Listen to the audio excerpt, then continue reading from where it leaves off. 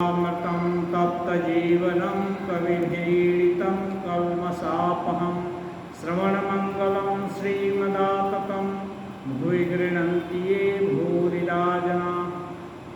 श्री रामकृष्ण वचनामृत।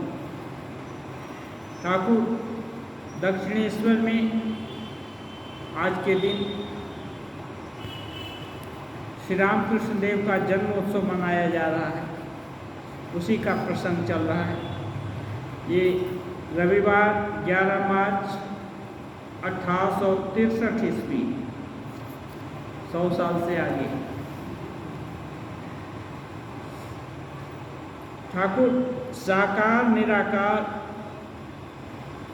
की चर्चा होगी। श्री रामकृष्ण राम नाम में समाधि।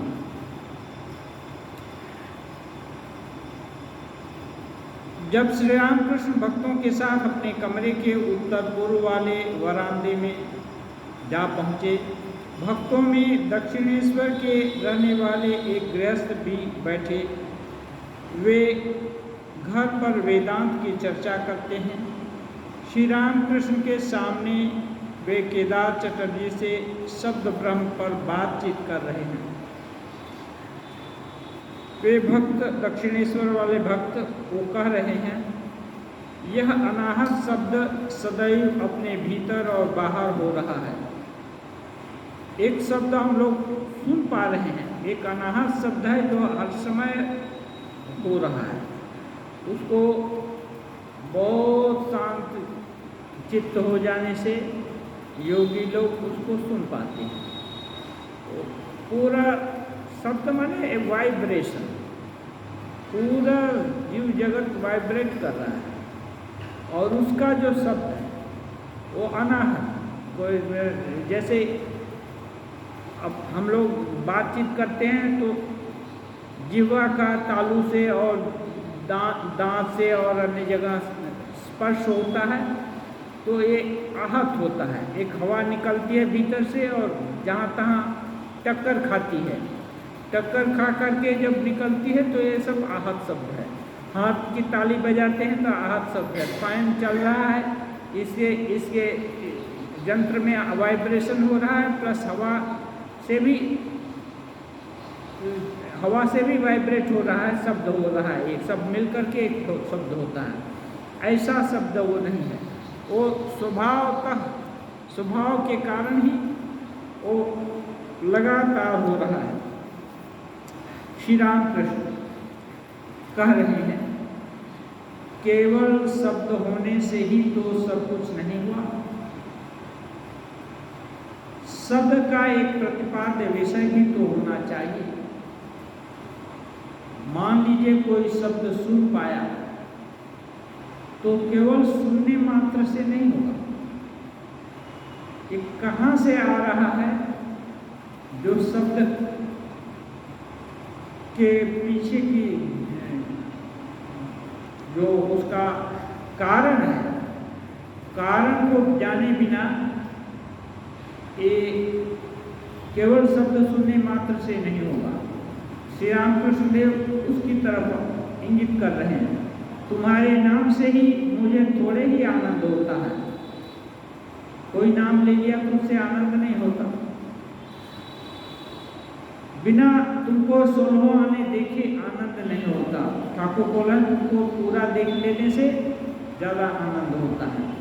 हाँ, तो किसी का नाम लिया तो उसका कुछ गुण चरित्र या कुछ उसके विषय में धारणा हुई तो थोड़ा मोड़ा आनंद हुआ, सुना है। लेकिन प्रत्यक्ष दर्शन होने से सबसे ज़्यादा आनंद होता है। इस विषय में ठाकुर इंगित कर रहे हैं। तो दक्षिणेश्वर वाले भक्त कहते हैं, वह शब्द ही ब्रह्म है, अनाहत शब्द। श्री रामकृष्ण केदार आदि से कह रहे हैं, कहा समझे तुम, इनका ऋषियों का सा मत है। ऋषि लोग कारण में जाते हैं। कारण क्या है? जीव जगत का कारण। कोई शब्द ब्रह्म बोलते हैं, कोई ब्रह्म बोलते हैं। तो जितनी ही सूक्ष्म दृष्टि होती है, उपनिषद में है, दृश्यते तु अग्रया बुद्ध्या सूक्ष्म करने से बुद्धि सूक्ष्म से सूक्ष्मतर विषय को समझने की शक्ति प्राप्त कर लेती है। तपस्या, साधन, ब्रह्म भजन, ब्रह्मचर्य पालन, संयम, नियम, ये सब मिलाकर के ये शक्ति सूक्ष्म से सूक्ष्मतर होती है, माने तीक्ष्ण हो जाती है। सूक्ष्म माने सुई के जैसा नहीं हो जाती, जैसे सुई होती है जल्दी से कोई चीज़ में चुभने की क्षमता रखती है, इससे भी ज़्यादा बुद्धि कोई भी चीज़ को समझने की क्षमता रखती है। तो ये सब जागतिक चीज़ तो समझना बहुत छोटी बात है, ये इसमें ज़्यादा ये नहीं, तो कार्य कारण संबंध पर आधारित है केवल बाहरी। लेकिन ये जो जीव जगत का रहस्य है इसको समझना, क्योंकि ये माया के आवरण से ढका हुआ है। ये माया का आवरण कोई जागतिक चीज़ों से हटने वाला नहीं, ये तो शुद्ध बुद्धि के द्वारा ही हटाया जा सकता है। शुद्ध बुद्धि का ही वहाँ प्रवेश है। तो इसलिए जब शुद्ध बुद्धि हो जाएगी तो ऋषि लोग, ठाकुर बोल रहे हैं, इनका मत समझिए, ऋषियों का मत है। ऋषि लोग उस कारण में जाते हैं।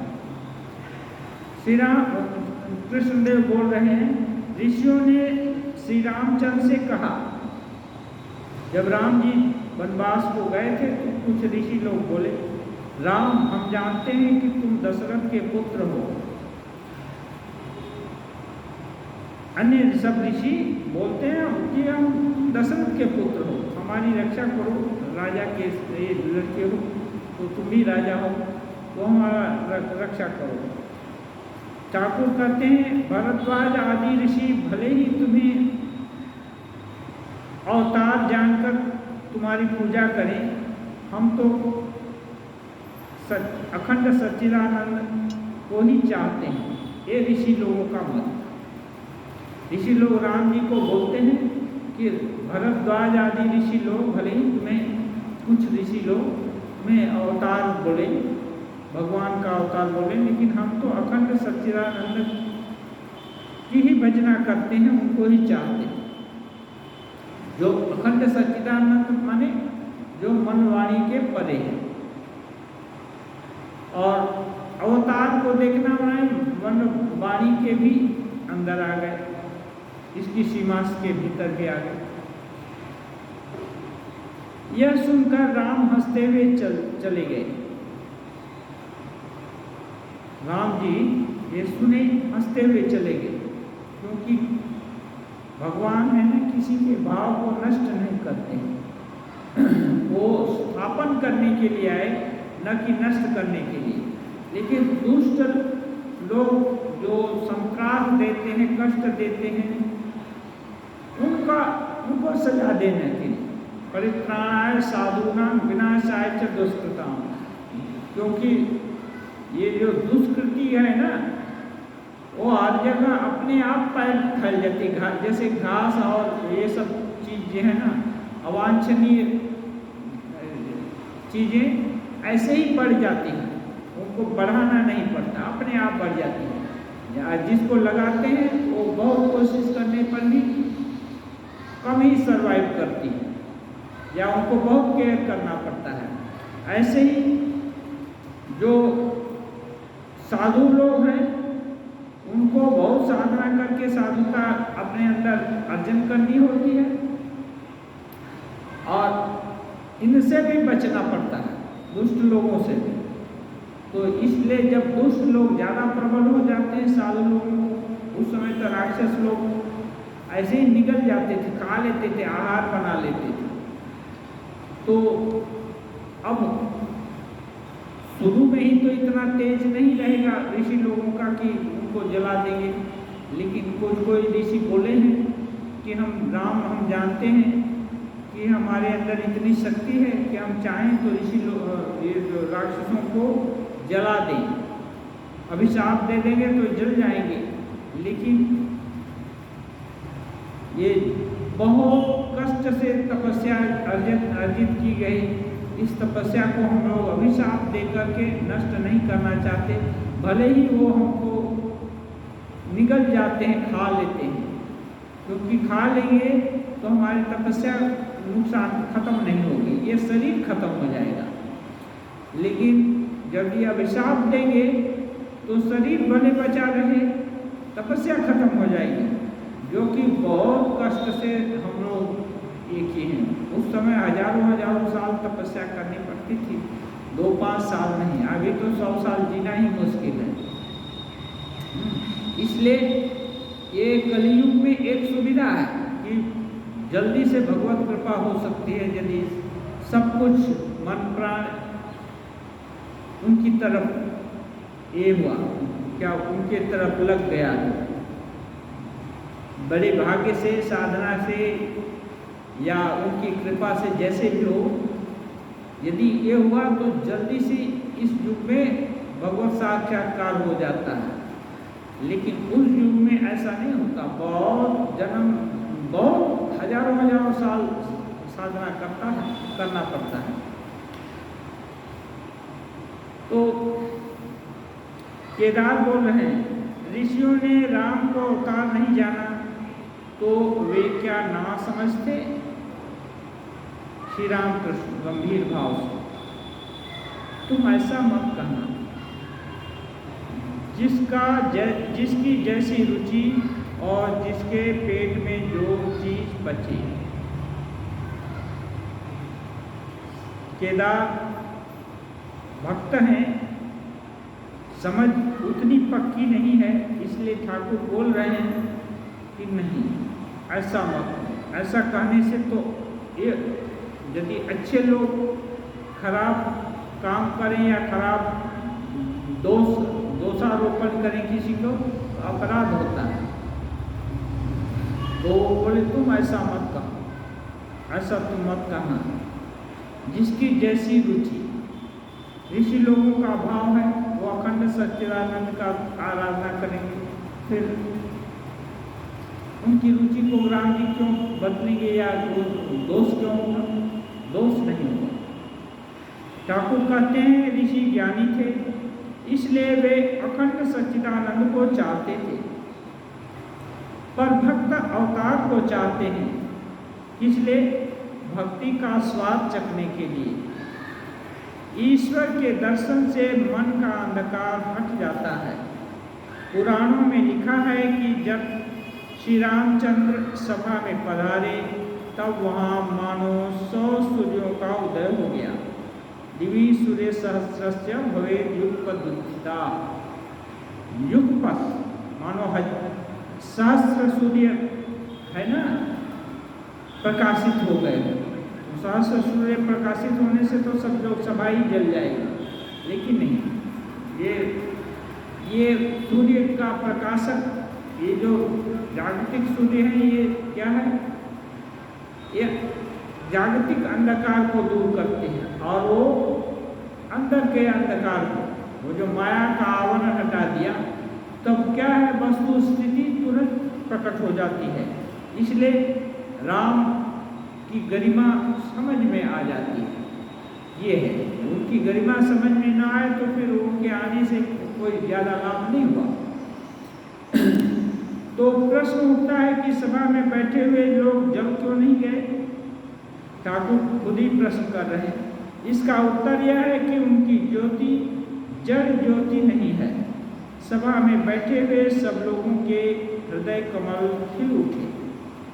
हृदय कमल, अज्ञान के कारण हृदय कमल बंद प्रसुप्त अवस्था में है। सबके अंदर हृदय कमल है, लेकिन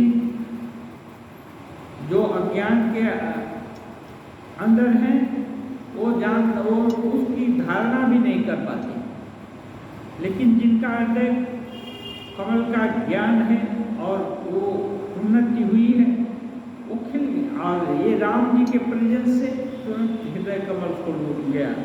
सूर्य के निकलने से जैसे कमल खिल जाते हैं। हाँ, सूर्य निकलता है तो जागतिक कमल खिल जाता है। ऐसे ही राम जी के प्रेजेंस से बाकी जितने सभासद से उनके हृदय कमल खिल उठे। स्वामी विवेकानंद जी जब लेक्चर देते थे विदेश में, तो वो लोग तो भारतीय भावधारा को सब नहीं जानते थे। तो कभी कभी ऐसा हुआ कि उन लोगों को भूल हो जाती थी कि वो बैठे हैं, कुछ कर रहे हैं या सुन रहे हैं। माने जो स्वामी जी बताना चाहते थे उसी भाव में भावित हो जाते थे, उनको देश काल का ज्ञान खत्म हो जाता है। तो ये है जो आध्यात्मिक पुरुष या अच्छी पर्सनालिटी होती है, उनका प्रभाव, उनके प्रभाव से ये हो ऐसा परिवर्तन आ जाता है। लेकिन ये परिवर्तन वो हट गए तो परमानेंट नहीं रहेगा, हट गए तो फिर वापस जहाँ थे वहीं, या साधना के द्वारा उसको एक करेंगे, उसको जगाए रखेंगे, तब हो सकता है। इसलिए साधना करना पड़ता है। श्री रामकृष्ण खड़े होकर भक्तों से कह ही रहे थे कि एकाएक उनका मन बाहरी जगत को छोड़ भीतर की ओर मुड़ गया। हृदय कमल खिल उठे, ये शब्द कहते ही आप समाधि मग्न हो गए। ठाकुर स्वयं बोले कि हृदय की कमल खिल उठे सबके, ऐसा कहते ही वो समाधि मग्न हो गए। श्री रामकृष्ण उसी अवस्था में खड़े हैं। क्या भगवान के दर्शन से आपका हृदय कमल खिल उठा? ये मास्टर महाशय सोच रहे हैं। बाहरी जगत का कुछ भी ज्ञान आपको नहीं है, मूर्ति की तरह आप खड़े हैं, मुंह उज्जवल और सहास्य है। भक्तों में से कुछ खड़े और कुछ बैठे हैं, सभी निर्वाक होकर टकटकी लगाए प्रेम राज्य की इस अनोखी छवि को, इस अपूर्व समाधि दृश्य को देख रहे हैं। ठाकुर की अवस्था इसमें है कि भावमुख में है। जैसे ही अभी कोई घर के यहाँ दरवाजे पर खड़ा है, चाहेगा तो इधर भी देख सकता है, चाहेगा तो बाहर भी देख सकता है। तो ठाकुर अभी तक बाहर देख रहे थे, भक्तों लोगों के साथ बात कर रहे थे। जैसे अंदर का दृश्य दिखाई दिया, बाहर का दरवाजा बंद एक तरह से हो गया, थोड़े देर के लिए समाधि मग्न हो गए। तो उनके सामने दोनों दृश्य दिख रहे हैं जब जो चाहे, लेकिन बाकी तो केवल देख रहे हैं बाहरी परिवर्तन। बाहर में क्या है, चित्र के माध्यम ठाकुर खड़े हुए, बस इतना ही दिखते हैं। कभी कभी स्पंदन ही चला जाता है, एकदम काट के जैसे हो गए, यही बाहरी लोग देखते हैं। लेकिन वो अंदर राज्य की चीज देखते हैं, और वहाँ जाने से ये सब फंक्शनिंग क्यों बंद हो जाती है? क्योंकि उस दर्शन में ये मन है ना, विलीन हो जाता है। जब मन नहीं है तो शरीर फंक्शन कैसे करेगा? मन है तभी तो मन प्राण के साथ युक्त होकर के चलता है। यदि मन ही नहीं है तो फिर क्या करेगा? इसलिए जब मन वापस आता है तब ठाकुर निश्वास छोड़ते हैं जोर से। कभी कभी तो निश्वास छोड़े और कभी इच्छा करते हैं कि पानी पिएंगे या कुछ खाएंगे, थोड़ी सी कामना किए तब इस जगत में आएगा। यदि गर्दन नहीं ही लाएंगे कि अच्छा ठीक है बाहर में क्या हो रहा है देखेंगे, तो कैसे देख पाएंगे? इधर ही देखते रहेंगे तो नहीं देखेंगे ना। तो उनका गर्दन हिलाना क्या? इच्छा करना। वो भी इच्छा किस लिए? लोक कल्याण के लिए, क्योंकि वो एक मिशन लेकर आए थे। वो सामान्य जीव के जैसा साधना करके सिद्ध होना ही केवल उनका लक्ष्य नहीं था। इसलिए उसको कौन पूरा करेगा यदि वापस चले जाएंगे तो।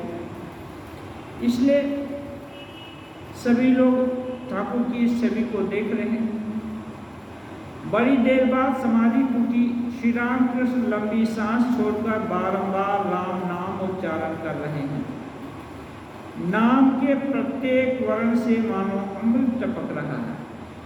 ये प्रत्यक्ष दर्शन है, इसलिए अमृत के जैसा वो ठाकुर की वाणी सुनाई पड़ रही है। मैंने ये जो एक यंत्र से दूसरे यंत्र में झंकार होना, वही ठाकुर का स्पंदन थोड़ा थोड़ा सभी लोग अनुभव कर रहे हैं, इसलिए उनका प्रेम से दिया हुआ राम नाम सबके दिल को छू जाता है। श्री राम कृष्ण बैठे, भक्त भी चारों तरफ बैठकर उनको एकटक देख रहे हैं। श्री राम कृष्ण भक्तों से जब अवतार आते हैं तो साधारण लोग उनको जान नहीं सकते, वे छिप कर आते हैं। 2 ही 4 अंतरंग भक्त उनको जान सकते हैं। राम पूर्ण ब्रह्म थे, पूर्ण अवतार थे, यह बात केवल 12 ऋषियों को मालूम थी। अन्य ऋषियों ने कहा था, राम हम तुमको दशरथ का बेटा ही समझते हैं। अखंड सच्चिदानंद को सब कोई थोड़े ही समझ सकते हैं। ये जो 12 ऋषि ठाकुर बोलते हैं, समझे, तो राम को केवल दशरथ का बेटा ही नहीं, अखंड सच्चिदानंद राम रूप में अवतीर्ण हुए हैं। ये ज्ञान इन लोगों को होगा जो वे 12 ऋषि की बात कर रहे हैं, भारद्वाज आदि। तो ठाकुर बोल रहे हैं तो उनको इस तरह से तुरंत देखा, तुरंत समझ गया। ऐसे चीज बहुत साधना का फल रहेगा, एकदम फेस टू फेस जिसको देखा है उसी को तो समझ पाते हैं तुरंत। इसलिए जिनकी दिव्य दृष्टि खुल चुकी है उनको ही ये सब दिखाई देता है। बाकी जो साधना के अंदर हैं, साधक रूप में हैं, वो सोचते हैं कि नहीं इससे भिन्न कुछ होगा, इससे भिन्न कुछ होगा। लेकिन जब ब्रह्म साक्षात्कार जिनको हो गया है, उससे देखते हैं हमने तुमने खट खम में जहाँ देखो तहाँ राम। जो कुछ भी दिखाई देगा ना, सब ब्रह्ममय ही हो जाएगा। जीव जगत ऐसे ही रहेगा, लेकिन इस तरह से नहीं दिखाएगा। कैसे? जैसे सोने का अलंकार है, बहुत तरह का, हजारों तरह का अलंकार होगा। अब किसको ये आकार पसंद है, किसको वो आकार पसंद है, किसी को वो आकार पसंद है। तो जिसको खरीदना है या लेकर उसे सजावट करना है या कुछ करना है, वो तो आकार चाहे देखेगा। लेकिन वहीं सोना खरीदने वाले सोनार आया, अब उसको तो सोना खरीदना है, ज़्यादा मात्रा में खरीदना, तो उसको अलंकार से कोई लाभ नहीं। कितने कैरेट का सोना है ये जानना और कितना किलो है, उसका कारीगरी करने का कितना खर्चा है, वो उसके लिए मीनिंगलेस है, क्योंकि कारीगरी में कितना खर्चा होगा, असल मूल्य तो सोने का है। इसलिए वो सब सोना को वजन के हिसाब से देखता है। ऐसे ही जिनको ब्रह्म ज्ञान हो गया है, अब केवल दशरथ का बेटा कैसे देखेगा? दशरथ के बेटा के रूप में वही पर ब्रह्म आए हैं, है ना। तो ये ज्ञान सबको नहीं हो सकता, इसलिए बोल रहे हैं सब कोई थोड़े ही समझ सकते हैं। परंतु भक्ति उसी की पक्की है जो नित्य को पहुंचकर विलास के उद्देश्य से लीला लेकर रहता है। ठाकुर बोल रहे हैं भक्ति उसकी पक्की है जो कि नित्य को जान लिया, लेकिन नित्य पर नहीं रहता। जैसे बहुत सारे गाँव पाला निशा एकदम तुंग पर गया, अभी तुंग पर हर समय एक करे गला कट जाएगा, हाँ नहीं रहा जा सकता। ठाकुर बोलते हैं 21 दिन में शरीर छूट जाता है। तो जो चाहते हैं भक्ति रस का आस्वादन करना, वो लीला को लेकर रहते हैं। ठाकुर और आगे कहते हैं विलायत में क्वीन रानी को जब देखकर आओ, तब क्वीन की बातें क्वीन के के कार्य इन सब का वर्णन हो सकता है। पिंड के विषय में कहना तभी ठीक उतरता है जबकि उनको देखकर आया है। भरद्वाज आदि ऋषियों ने राम की स्तुति की थी और कहा था, हे राम, तुम ही अखंड सच्चिदानंद हो, हमारे सामने तुम मनुष्य के रूप में अवतीर्ण हुए हो। भरद्वाज जी आदि ऋषि जो पहचाने उनको, वो बोल रहे हैं, हे राम, तुम ही अखंड सच्चिदानंद हो, हमारे सामने तुम मनुष्य रूप में अवतीर्ण हुए हो। सच तो यह है कि माया के द्वारा ही तुम मनुष्य जैसे दिखते हो। ये ऋषि लोग, ये जो उनको अवतार के रूप में जाने, ऐसे ऋषियों का ये है कि सच तो ये है कि माया के द्वारा तुम ऐसा इस सकल सूरत में दिख रहे हो, तुम तो अखंड सच्चिदानंद ब्रह्म ही हो, माया के द्वारा दशरथ के बेटा के रूप में दिख रहे हो। भरद्वाज आदि ऋषि राम के परम भक्त थे, उन्हीं की भक्ति पक्की है। ठाकुर बोल रहे हैं, उन्हीं की भक्ति पक्की है।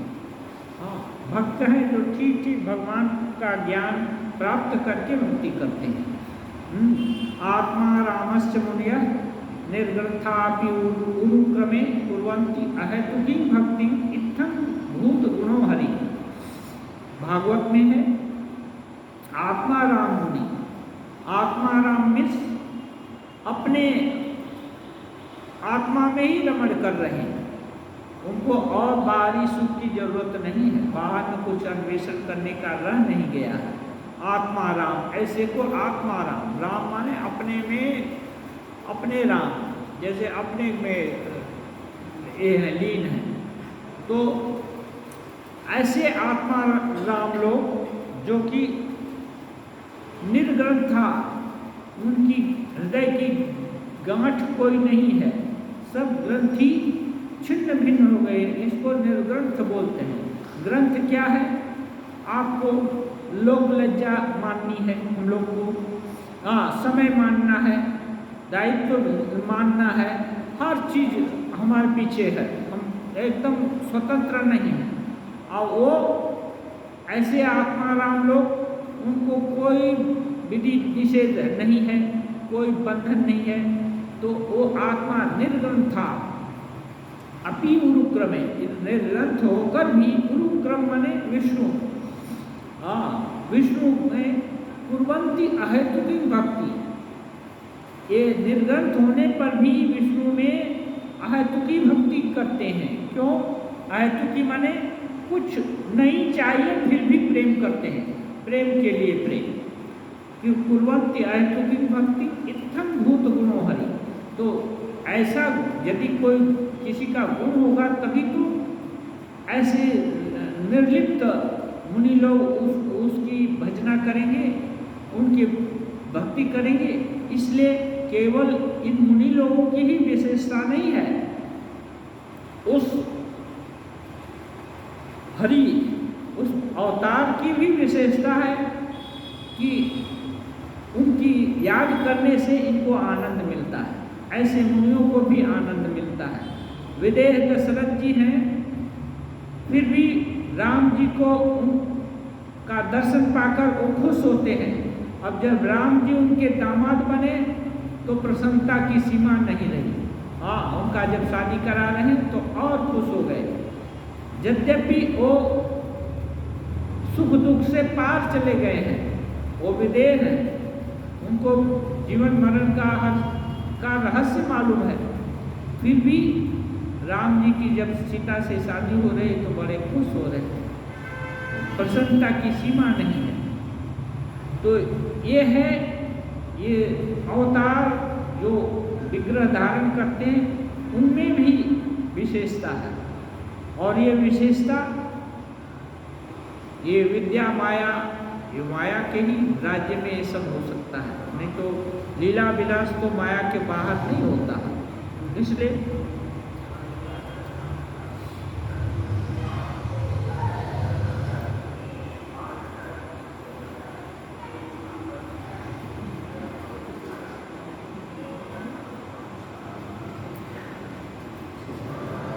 कीर्तन का आनंद तथा समाप्त।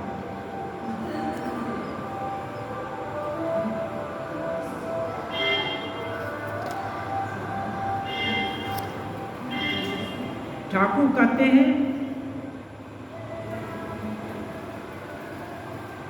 ये जो कुछ ऋषि लोग ही राम जी को अच्छा से समझ पाए थे। ये सब कथन सुन करके भक्त लोग निर्वाक होकर के अवतार तत्व सुन रहे हैं। कोई सोच रहे हैं क्या आश्चर्य है, वेदोक्त अखंड सच्चिदानंद जिन्हें वेद ने मन वचन से पार बताया है, क्या वे ही हमारे सामने 3.5 हाथ का मनुष्य शरीर लेकर आते हैं। जब श्री राम कृष्ण कहते हैं तो वैसा अवश्य ही होगा। जिनकी श्रद्धा है श्री राम कृष्ण में, वो सोचते हैं कि जब ये कह रहे हैं तो जरूर ठीक होगा। यदि ऐसा न होता तो राम राम कहते हुए इन महापुरुष को क्यों समाधि होती है। अवश्य ही इन्होंने हृदय कमल में राम का रूप देखा होगा। ये भक्त लोग कल्पना कर रहे हैं और उनकी कल्पना को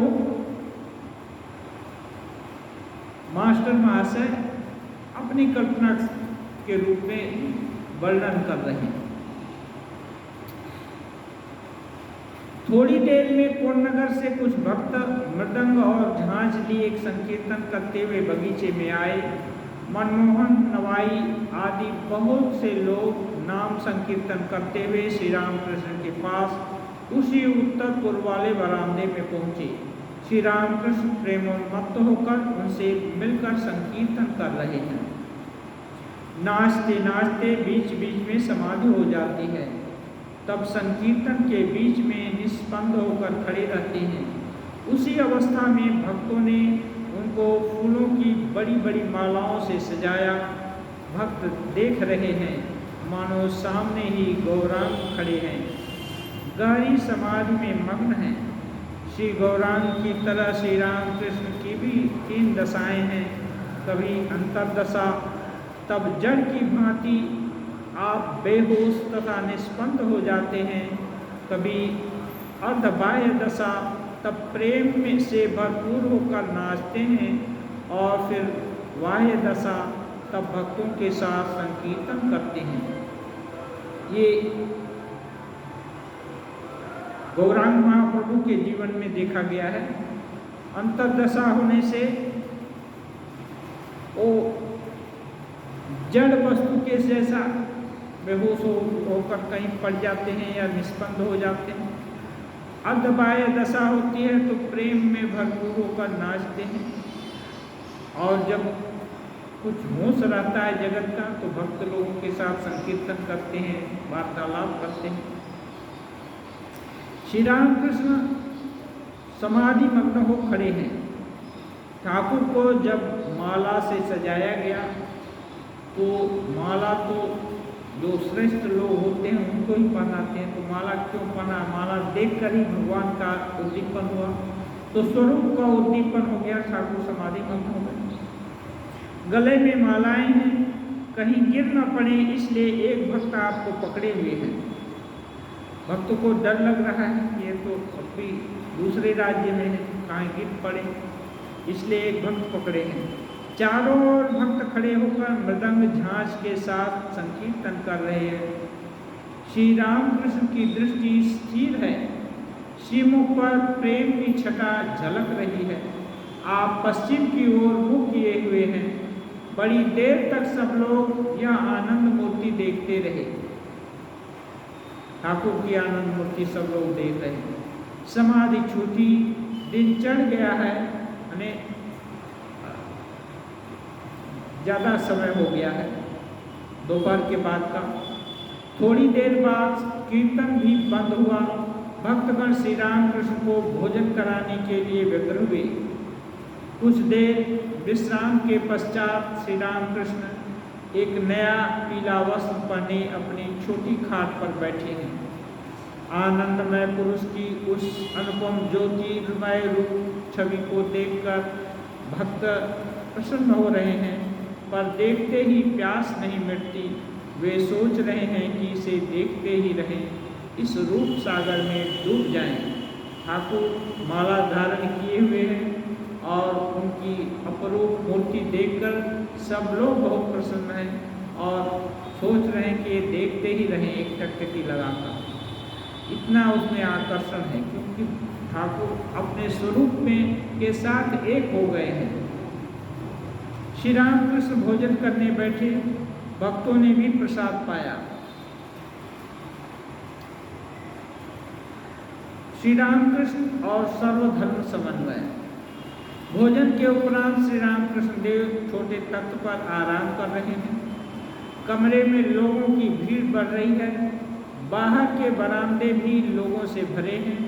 कमरे के भीतर की जमीन पर भक्त बैठे हैं और श्री रामकृष्ण की ओर एक दृष्टि से ताक रहे हैं। केदार, सुरेश, राम, मनोमोहन, गिरीन्द्र, राखाल, भवनाथ मास्टर आदि बहुत से लोग वहाँ पर मौजूद हैं। राखाल के पिता आए हैं, वे भी वहीं बैठे हैं। राखाल माने ब्रह्मानंद जी महाराज, उनके पिताजी आए थे। एक वैष्णव गोसाई भी उसी स्थान पर बैठे हैं। श्री रामकृष्ण से बातें कर रहे हैं। गोसाइयों को देखते ही श्री रामकृष्ण सिर झुकाकर प्रणाम करते थे। कभी कभी तो उनके सामने साष्टांग प्रणाम करते थे। गोस्वामी वत्सल, क्योंकि ये जो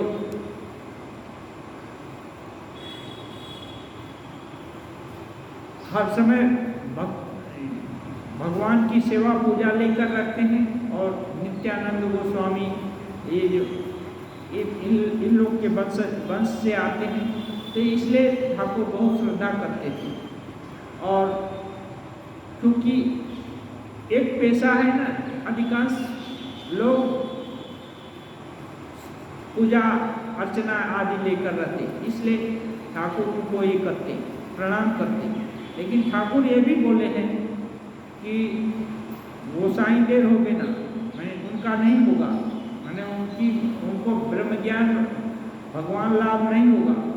क्यों? भगवान लाभ यदि हो गया तो ये पूजा अर्चना कौन करेगा, सेवा पूजा कौन करेगा? इसलिए भक्ति भाव होगा लेकिन शुद्धि नहीं होगी।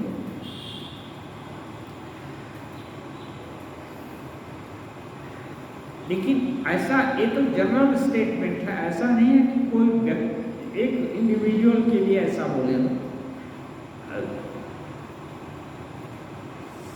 साधारण जनरल स्टेटमेंट और एक पर्टिकुलर में अंतर है।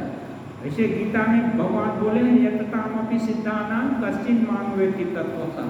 जितने लोग प्रयास कर रहे हैं, साधन भजन कर रहे हैं, वो सभी लोग को भगवान नहीं मिलते हैं तुरंत, लेकिन कोई कोई ही उनको पाते हैं। इसका मतलब बाकी लोग प्रयास न करें, प्रयास करेंगे लेकिन इसी समय नहीं, उनको भक्ति भाव होगा, वो उन्नत होंगे और आगे जन्म में होगा, उसके आगे जन्म में होगा। जब तक पूरा शुद्धिकरण नहीं हो जाएगा तब तक नहीं होगा। इसलिए अब पूरा शुद्धिकरण क्या है? बाह्य जो संसार है, संसार नहीं चाहिए, भगवान चाहिए बस। ज़्यादा मेहनत नहीं है, लेकिन यही बहुत कठिन है। भगवान को चाहना बहुत कठिन है, क्योंकि भगवान सर्व जगह है, लेकिन हम दूसरे दृष्टि से देखते हैं। ब्रह्म दृष्टि खुल गई, वो यही सब कुछ जो दिख रहा है सभी ब्रह्ममय दिखेगा और क्या। ठाकुर बिल्ली को देखते हैं, वहाँ भी देख रहे हैं माता जी हैं। हाँ, उनको बिल्ली को भी कभी कभी कुछ खिला देते हैं, ये कर देते हैं, पूजा कर देते हैं। जिसको भी देखते हैं वो सबकी पूजा कर देते हैं। तो ठाकुर ब्रह्म दृष्टि खुल गई। यहाँ तक देखते हैं वेश्या को, वो बोलते हैं माँ तुम्हें 1 रुपये खाने आ छो। हाँ, वो कहीं कुछ माँ को छोड़कर और कुछ नहीं देखते। इसलिए उनकी दृष्टि ऐसी दृष्टि हो जाए तो सभी जगह जो कुछ है सब ब्रह्ममय दिखेगा। नाम महात्म्य श्री राम कृष्ण, अच्छा तुम क्या कहते हो, उपाय क्या है? गोसाई जी कह रहे हैं नाम से ही सब कुछ होगा, कलयुग में नाम की बड़ी महिमा है। ठाकुर पूछ रहे हैं कि उपाय क्या है, तो उपाय बोल रहे हैं नाम की महिमा है। श्री राम कृष्ण, हाँ नाम की बड़ी महिमा तो है, पर बिना अनुराग के क्या हो सकता है? ईश्वर के लिए प्राण व्याकुल होने चाहिए। सिर्फ नाम लेता जा रहा हूँ पर चित्त कामिनी और कांचन में है, इससे क्या होगा? ये है ठाकुर भी अन्य समय बोले हैं नाम महात्म्य, लेकिन जब गोसाई जी बोल रहे हैं कि नाम की वर्णना, तो गोसाई जी का नाम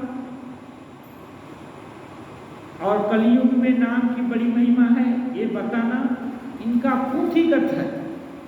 ये किताब में पढ़ी है या लोगों से सुने हैं, इसलिए ऐसा बोल रहे हैं। ये दिल से नहीं बोल रहे हैं। इनको 100 से ज़्यादा परसेंटेज उनको ये नहीं है, इसलिए उसको दृढ़ करने के लिए ठाकुर बोल रहे हैं कि केवल नाम से क्या होगा? नाम की महिमा है, लेकिन बिना अनुराग के कुछ नहीं होगा। क्या होगा? ईश्वर के लिए प्राण व्याकुल होने चाहिए। सिर्फ नाम लेता जा रहा हूँ और चित्त कामिनी कांचन में है। यदि दूसरे चीज चाहते हैं तो अनुराग होगा नहीं, प्राण व्याकुल कभी नहीं होगा।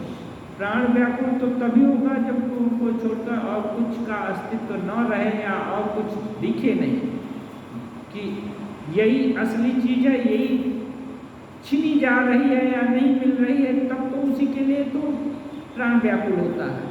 जब कई चीजें हैं, इसको भी लेकर रख सकते हैं, उसको भी लेकर रख सकते हैं, उसको भी लेकर रख सकते हैं, तो बड़ा प्राण क्यों व्याकुल होगा? इसलिए ठाकुर बोल रहे हैं नाम केवल ऐसे लेने से नहीं, व्याकुल प्राण होगा।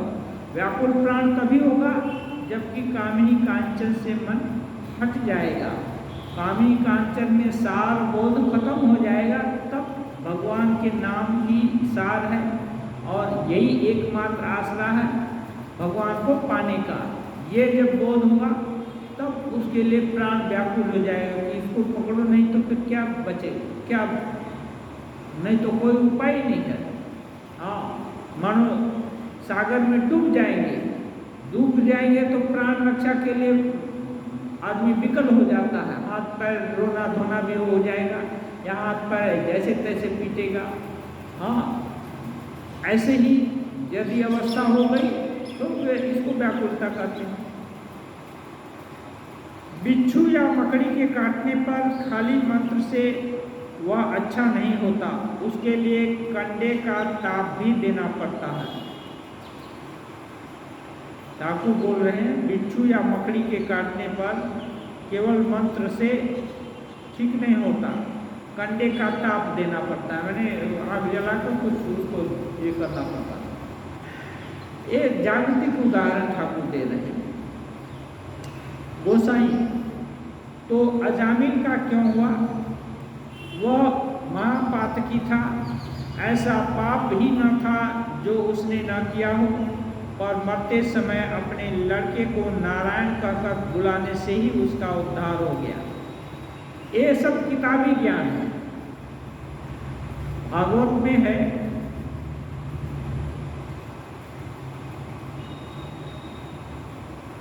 अजामिल घोर पापी था, अपना ये लेकिन सोचा कि हमने तो कोई तपस्या नहीं किया, कोई अच्छा काम नहीं किया, मेरा क्या होगा।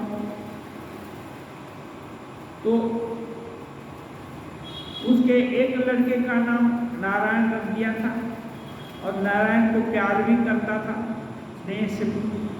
तो मरने का समय आया तो नारायण नारायण पुकारा, तो उसको विष्णु दूत आकर के उसकी रक्षा की, और वहीं पर यमदूत भी आए थे क्योंकि बहुत घोर पाप किया था।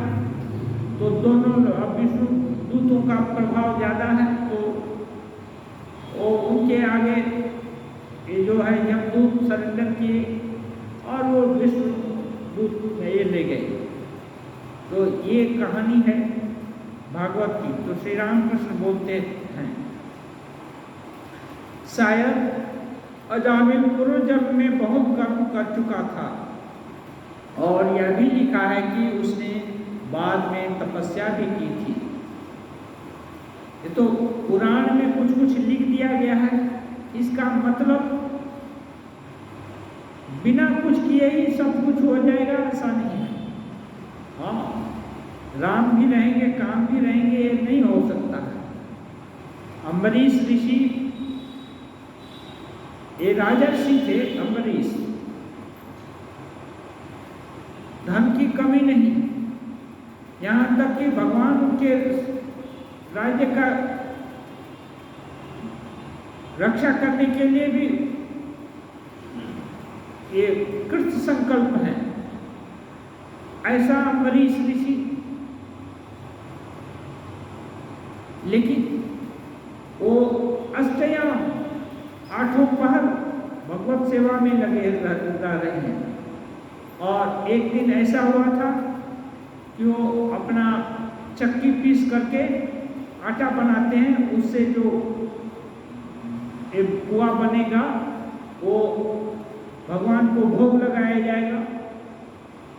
दूसरे को आदेश नहीं देते हैं, अपने से काम करते हैं, अधिकांश काम खुद करते हैं। वो एक दिन देखे पीछे से हवा आ रही है चक्की पीसते समय, तो धीरे से पीछे मुड़कर देखे तो क्या हुआ, देख रहे हैं भगवान खुद ही अपने पीताम्बर से हवा कर रहे हैं। तुरंत साष्टांग प्रणाम किए, बोले प्रभु आप ऐसा क्यों कर रहे हैं, दास को।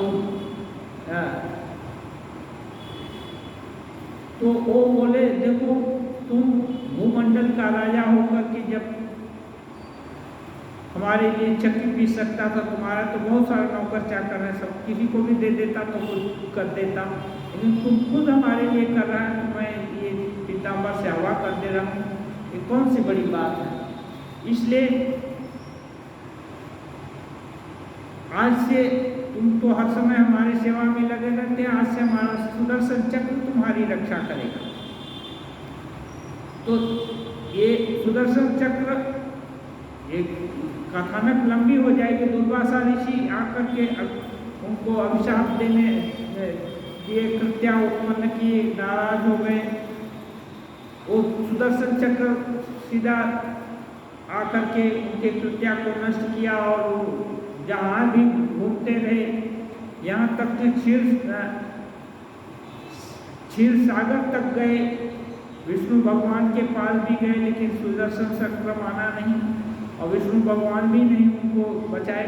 बोले कि जिस भक्त का अपराध किया है वहीं ये करना है। तो ये इतनी अनन्य निष्ठा थी अम्बरीश की, इसलिए हुआ। ऐसा नहीं कि केवल ऐसे राजा तो कितने हुए हैं, सबके पीछे भगवान थोड़ा इतना ये करते हैं। इसलिए ठाकुर बोल रहे हैं कि जो सुना बस उतने भर से नहीं। क्या हम लोग बहुत सारा चीज़ सुनते हैं, सुविधाजनक चीज़ फट से ग्रहण कर लेते हैं, जहाँ कष्ट करना होगा, मेहनत करने वाली बात आएगी, वहाँ दिल नहीं, रुचि नहीं होती। रुचि नहीं होती क्यों? सुविधावादी दिमाग हो गया है, लाभ की चीज़ फट से ग्रहण करने लगा। और लाभ अनेक समय अच्छा नहीं होता, ज़्यादा लाभ में कहीं कुछ गड़बड़ी है भी होती है। तो ऐसी परिस्थिति में यहाँ, लेकिन ये ईश्वर के जगत में ऐसा नहीं होता है कि लाभ ज़्यादा मिल जाएगा, जितना करेंगे उतना ही मिलेगा। हाँ, भगवान की कृपा होगी तभी, जबकि और कुछ वासना नहीं रहेगी। वहाँ तो और कुछ धन दौलत या और किस चीज़ की चाह नहीं है, केवल यही है कि यदि उनको चाहिए तो वो मिलेगी, और बाकी चीज़ कुछ की चाहत रह गई तो नहीं होगा। इसलिए ठाकुर ठाकुर बोलते हैं कामिनी कांचन में मन रहा तो भगवान को प्रेम से पुकार नहीं सकते। अब प्राण देकर पुकारा नहीं तो केवल नाम लेने से कुछ नहीं होने वाला।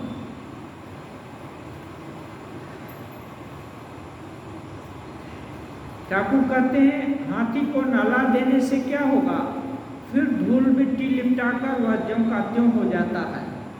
पर हाथी खाने में घुसने से पहले ही अगर कोई उसकी धूल झाड़ दे, उसे नहला दे, तो फिर उसका शरीर साफ रह जाता है। हाथी जहाँ बांधा जाता है उसके आगे केयरफुल रख करके उसको धूल शरीर पर न फेंकने दे, हाँ उसके आगे नहला कर सीधा घुसा दे, तब तो और धूल कहाँ पाएगा, हाथी खाना में धूल नहीं है। इसलिए जब काम कांचन विषय से हटा करके दिल को भगवान में लगा दिया तो भगवान के यहाँ और धूल नहीं जाए।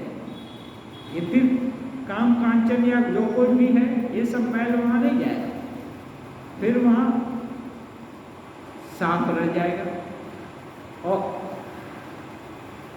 कहते हैं मान लिया कि नाम से जीव एक बार शुद्ध हुआ। नाम का महात्म्य बहुत तरह से बोला गया है। राम से राम का नाम ही अधिक है, ऐसा भी बताया है। भक्त लोग कहते कहते सभी ये होता है। क्यों? क्योंकि राम को तो देखा नहीं है, नाम सुना है, उस पर विश्वास हो गया, तो विश्वास के कारण ये नाम नामी को भी खींच लाता है, इसलिए नाम की महिमा ज़्यादा है। लेकिन उतना विश्वास हुआ तब तो ठाकुर बोल रहे हैं मान लिया नाम से जीव एक बार शुद्ध हुआ, पर वह फिर तरह तरह के पापों में लिप्त हो जाता है। एक बार शुद्ध हो जाने से कैसे होगा, फिर और पाप नहीं उसमें जुटने चाहिए। मन में बल नहीं है, वह प्रण नहीं करता कि फिर पाप नहीं करूँगा। गंगा स्नान से सब पाप मिट जाते हैं, ये बात सही है, पर सब लोग कहते हैं कि वे पाप एक पेड़ पर रहते हैं। जब वह मनुष्य गंगा जी से नहाकर लौटता है तो वे पुराने पाप पेड़ से कूदकर उसके सिर पर सवार हो जाते हैं और सब लोग हंसते हैं। ये है गंगा जी के महिमा। ठीक है, गंगा जी विष्णुपति हैं, विष्णु के पैर से निकली है, पावनी है, सब कुछ ठीक है, लेकिन उस पवित्रता को बनाए रखेंगे तब तो कामिनी कांचन में मन रहेगा और वही सब चाहेंगे, तो फिर वो शुद्धि नहीं होगी। कैसे नहीं होगी? वो पाप इंतजार कर रहे हैं कि अच्छा कभी तो आएगा, जैसे आएगा कूद जाते हैं माने क्या, उसकी रुचि जैसी की तैसी हो जाती है। वहाँ गंगा जी में रहता है तो थोड़ा शुद्ध हुआ, अब बाहर आकर सोचता है अब हमको लाइसेंस मिल गया जो भी करने का, फिर गंगा जी तो है डुबकी लगा लेंगे, है ना, गंगा जी तो है डुबकी लगा लेंगे फिर। तो ऐसे करने से नहीं होगा, ये भाव के घर में चोरी करना हुआ। सभी लोग हंसे, उन पुराने पापों ने फिर घेर लिया। जब बाहर चला तो पुराने पाप 2-4 कदम आगे चलते ही उसे धर दबाया। इसलिए नाम भी करो और साथ ही साथ प्रार्थना भी करो कि ईश्वर पर अनुराग हो, और जो चीज़ें 2-3 दिन के लिए हैं, 2 दिन के लिए हैं, जैसे धन मान देह सुख आदि, उनसे आसक्ति घट जाए। इसलिए गंगा जी में डूब करके प्रार्थना करना है कि यहाँ तो शुद्ध हो गया, लेकिन यहाँ के बाहर जाने पर भी ये शुद्धि बनी रहे, जिससे धन देह मान सुख ये सब, इसमें सार ये जो है ना, ये इसमें मूल्य बोध कम हो जाए, ये असार जान पड़े, तब तो उधर आसक्ति नहीं रहेगी। और तब आसक्ति नहीं रहेगी तो ये जो है ना, ये दोष पाप भी वहाँ पर नहीं टिक सकते। आसक्ति नहीं रहेगी तो उनके लिए जगह नहीं रहा, जगह नहीं रहा तो कहाँ रहेंगे? सभी लोग अपना अपना जगह पर रहते हैं, वो हट जाएंगे। फिर ठाकुर गोसाई से कहते हैं वैष्णव धर्म तथा सांप्रदायिकता। ठाकुर गोसाई से बात कर रहे हैं, यदि आंतरिकता हो तो सभी धर्मों से ईश्वर मिल सकते हैं। वैष्णवों को भी मिलेंगे तथा शाक्तों को, वेदांतियों को और ब्राह्मणों को भी, मुसलमानों और ईसाइयों को भी, सभी को भगवान मिलेंगे आंतरिकता हो तो। हृदय से चाहने से सबको मिलेंगे। कोई झगड़ा कर बैठते हैं, वे कहते हैं कि हमारे श्री कृष्ण को भजे बिना कुछ न बनेगा, या हमारी काली माता को भजे बिना कुछ न होगा, अथवा हमारे ईसाई धर्म को ग्रहण किए बिना कुछ न होगा। ऐसी बुद्धि का नाम हठ धर्म है, हठ धर्मता, अर्थात मेरा ही धर्म ठीक है और बाकी सबका गलत। ठाकुर बोल रहे हैं यह बुद्धि खराब है। ईश्वर के पास हम बहुत रास्तों से पहुंच सकते हैं। फिर कोई कहते हैं कि ईश्वर साकार है और निराकार नहीं, यह कहकर वे झगड़ने लग जाते हैं। जो वैष्णव है वह वेदांती से झगड़ता है। यदि ईश्वर के साक्षात दर्शन हो तो सब हाल ठीक बताया जा सकता है। जिसने दर्शन किए हैं वह ठीक जानता है कि भगवान साकार भी हैं और निराकार भी, और वे कैसे हैं ये कौन बतावे। अब ये क्या है, हठ धर्मिता रहने से कैसे नहीं होता है, कैसे दिक्कत होगी, ये क्या है। अभी ये जो लोग कहते हैं कि ईश्वर साकार है, निराकार हो ही नहीं सकते हैं, या कृष्ण को नहीं मानने से नहीं होगा, वो असल बात कृष्ण को कभी जानते नहीं हैं, कृष्ण का केवल नाम ही सुने हैं। काली माता को जानने से का नाम नहीं लेने से नहीं होगा, वो काली माता का केवल नाम ही सुने हैं, इसलिए वो काली माता को ठीक नहीं चाहते, वरन एक दल, काली माता का दल चाहते हैं, कृष्ण का एक दल चाहते हैं। तो दल चाहने से दल मिलेगा, कृष्ण नहीं मिलेंगे। जो चीज़ चाहेंगे वही चीज़ तो मिलेगी। इसलिए ये जब छोटी मोटी चीज़ चाहने लगेंगे तो बड़ी चीज़ कृष्ण धरे के धरे रह जाएंगे, कृष्ण का दल होगा और वो दल फिर आपस में और कुछ बात को लेकर आपस में लड़ाई झगड़ा करेगा। इसलिए ये छोटा साकार का दल, निराकार का दल, ये सब लोअर स्टेज में होता, प्रारंभिक स्तर पर। जिनको इतनी समझ नहीं है वो उसी को सोचते हैं कि यही बहुत कुछ हो गया।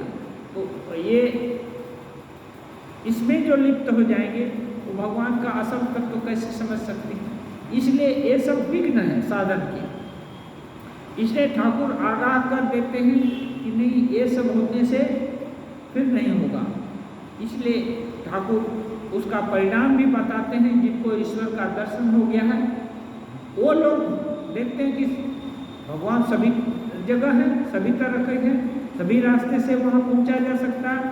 फिर ये लोग अधपके लोग, अधकचरे लोग ये क्यों आपस में लड़ते हैं? इसका मतलब समय नष्ट करते हैं। इस लड़ने से कोई लाभ नहीं है। ऐसा संघर्ष जिसको करने से कुछ लाभ हो, मुक्ति का पथ प्रशस्त हो तो अलग बात है। और असली संघर्ष कामिनी कांचन से है। इससे हो संघर्ष नहीं करके झूठ का ये आपस में दलादली की, इसके इस नाम को लेकर, उस पद्धति को लेकर, तो ये ठाकुर ये नहीं चाहते। और उदाहरण एक देते हैं। कुछ अंधे एक हाथी के पास गए थे। एक ने बता दिया इस चौपाए का नाम हाथी है। तब अंधों से पूछा गया हाथी कैसा है, तो वे हाथी की देह छूने लगे। कोई चार पैर वाला चीज के पास सब अंधे, बहुत सारे अंधे लोगों को और बता दिया गया यहाँ देखो 4 पैर वाला कोई जीव है और इसका नाम हाथी है। तो वो लोग तो देख नहीं सकते, कान से सुनने से सब कुछ तो मालूम नहीं हो सकता, उनकी स्पर्श शक्ति बहुत तेज है। तो वे हाथ से छूने लगे। एक ने कह दिया हाथी खम्बे के जैसा है, आकार का है। वो सोचा कि यही खम्बा ही हाथी है, उसको धैर्य नहीं है, पूरा हाथी जहाँ तक जाता है वो स्पर्श है, करते करते करते करते चारों तरफ घूमता, ऊपर नीचे इधर उधर सब जगह। तो इतना नहीं है, देखा वह तुरंत निर्णय कर लिया कि खम्बे के जो आकार का है। उसने हाथी का पैर ही छुआ था, खम्बे जो बोलता है। दूसरे ने कहा हाथी सूप की तरह है। उसके हाथ हाथी के कान पड़े। इसी तरह किसी ने पेट पकड़कर कुछ कहा, किसी ने सूंड पकड़कर कुछ कहा। ऐसे ही ईश्वर के संबंध में जिसने जितना देखा है उसने यही सोचा कि ईश्वर बस ऐसे ही हैं और कुछ नहीं। ये तो यदि देखा, ठाकुर बोल दिए ईश्वर को देखा, है तो बहुत ऊंची बात है। ये तो सुने वाले लोग झगड़े करते हैं, तो देख करके नहीं, देखने से भी चित्त विशुद्ध हो जाएगा, ये हो जाएगा। हाँ, ये जागतिक उदाहरण दे रहे हैं हाथी के दर्शन का। भगवान का एक अंश भी, छोटा सा अंश भी यदि दिखाई दिया तो उसका भी चित्त निर्मल हो जाएगा, उसमें इतनी विकृति नहीं रहेगी। लेकिन ये लोग लड़ाई झगड़ा जो करते हैं वो तो बहुत नीचे स्तर पर होता है।